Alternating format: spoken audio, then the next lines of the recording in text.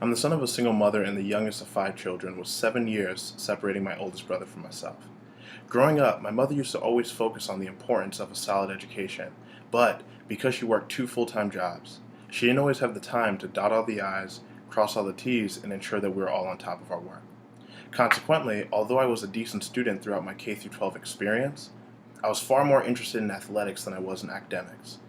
Much more interested with what was happening on the track field instead of what was happening in the classroom. Consequently, by the time I graduated from high school, I had a fairly low GPA and had no idea what college I was going to. I was fortunate enough to move to Texas, where I began to go to a community college.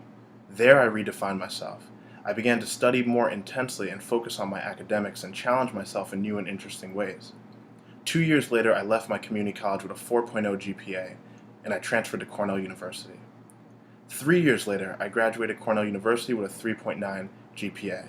And for the last 2 years, I've been teaching in a rural community in eastern North Carolina, so I could pay it forward and continue my fight against educational inequity and the achievement gap. I was fortunate enough in my educational experience to have a second chance. But all too often, kids that look like me with similar family backgrounds don't get that second chance. That's why I'm such a huge supporter of mentorship and programs like Practice Makes Perfect. My name is Josh Panusi, and that's my education story.